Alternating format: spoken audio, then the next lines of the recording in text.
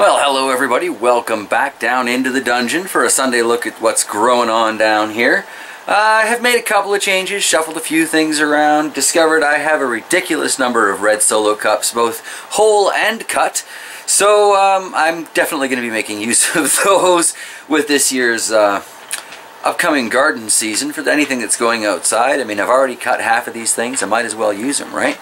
So, yeah, without too much further ado, let's look at how the plants are doing. We'll just work this thing as a circle here, I think.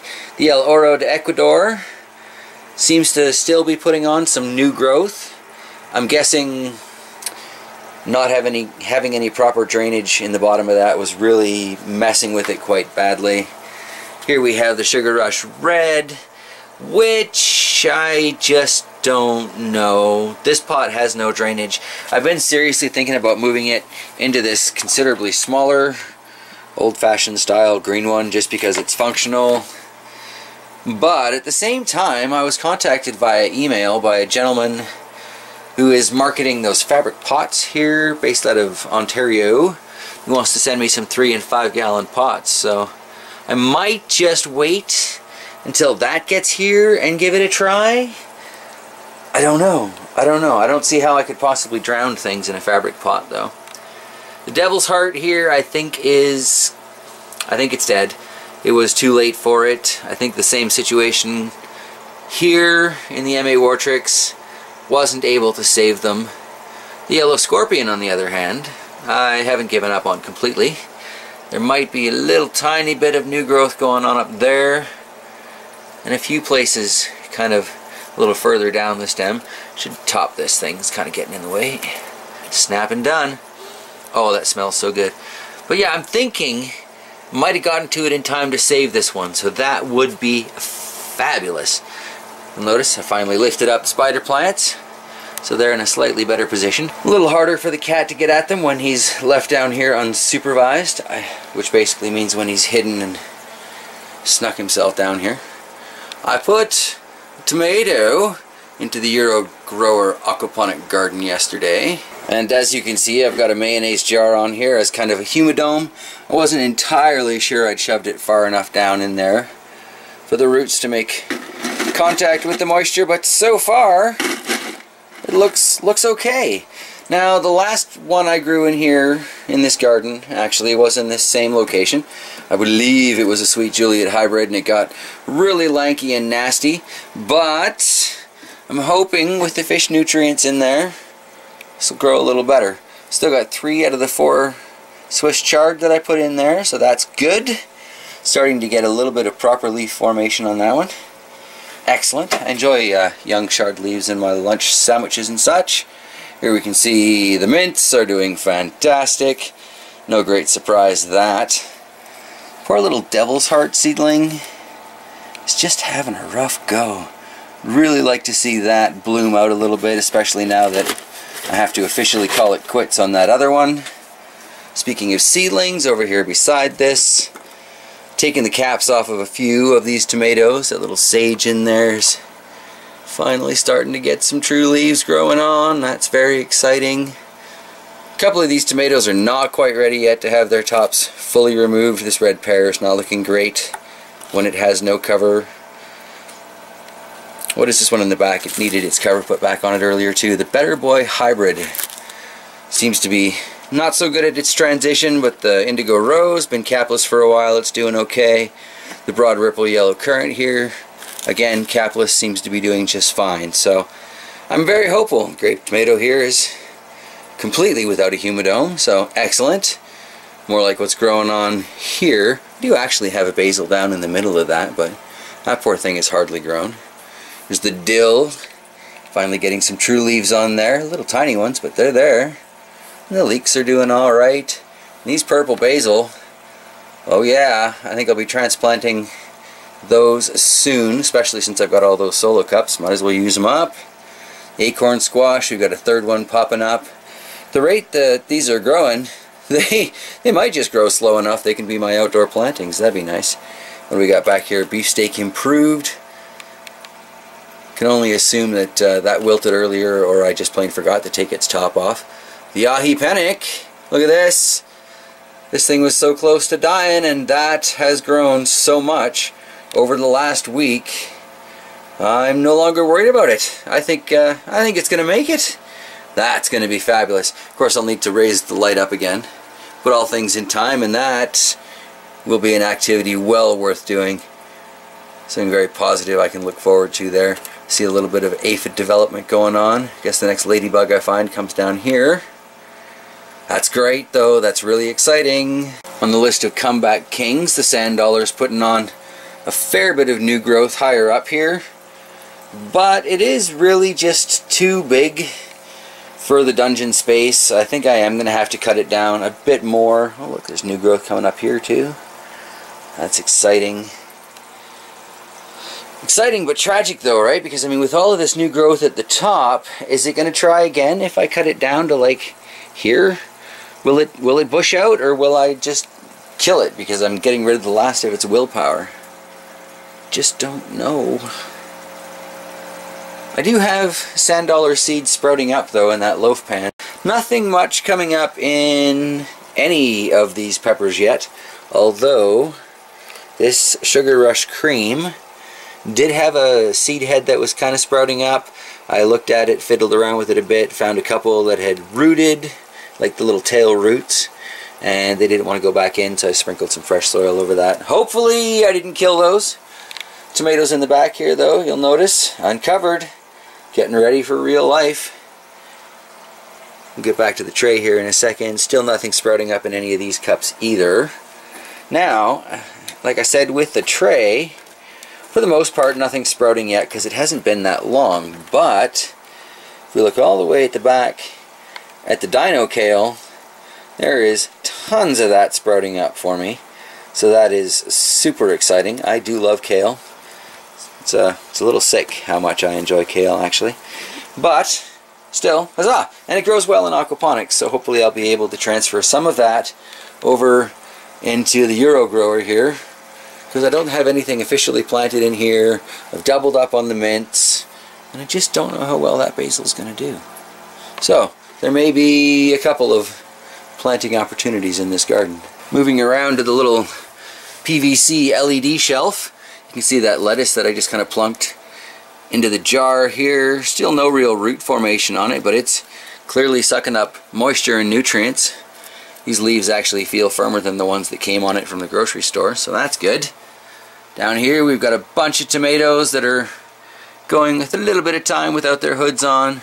Looks like this one could still use a humidome, maybe that one as well. But otherwise, these tomatoes are starting to look a little stronger. That one beefsteak I did upgrade to a slightly larger planter once it became available and I had some more soil. And I moved the bulk of the Swiss chard plants over here. See how they do with these lights. This I still think is one of the best ideas I've had for seedlings and lighting. And I'm probably going to order another kit. Because when I got it, it was this whole reel full, and I've still got, you know, at least another row or two of lights that I could have put in there. But I don't have another plug-in for it.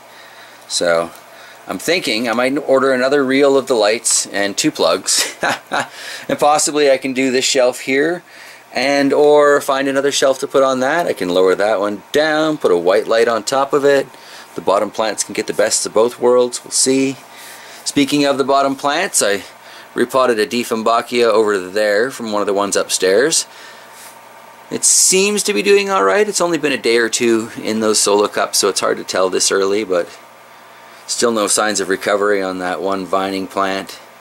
The elderberry looks great. The rosemary's looking pretty good. So all in all, this is a good thing to have going again, I guess. Just not necessarily for peppers that were once outside. Oh, those peppers died so fast under those lights. Nice to see that they weren't a total waste of money, though. And then that takes us to the table over here. So much growing on the table here today. Most of it's looking fairly healthy. The Nepalese bell, I've got 2 of those green planters. I might transplant this into one of those as well. It's not the greatest soil that it's in, and it's really kind of awkward to water, so I wouldn't be surprised if it's got some serious mud issues going on down there.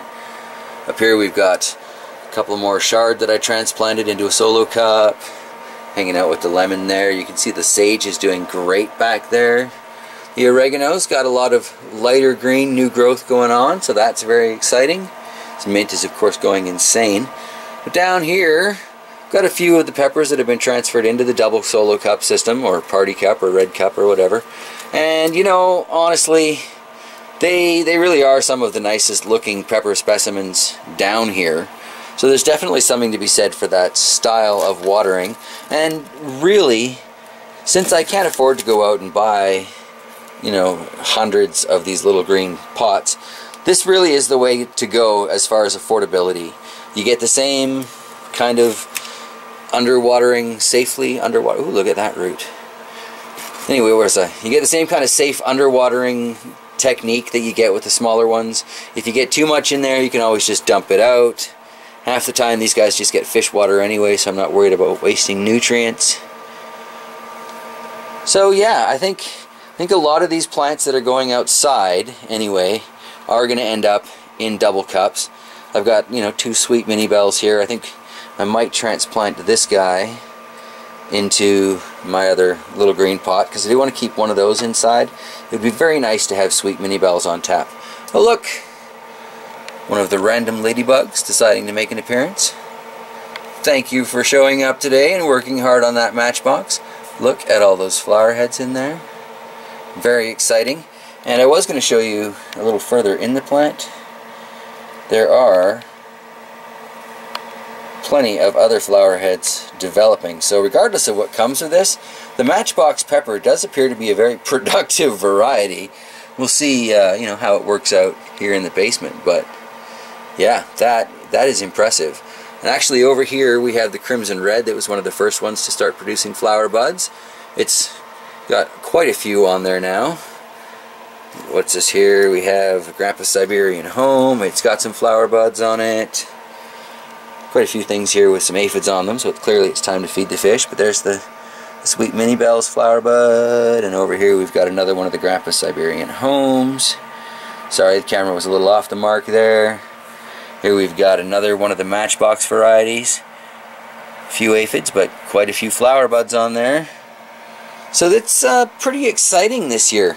Oh, and Fuzzy's been germinating plants upstairs for me.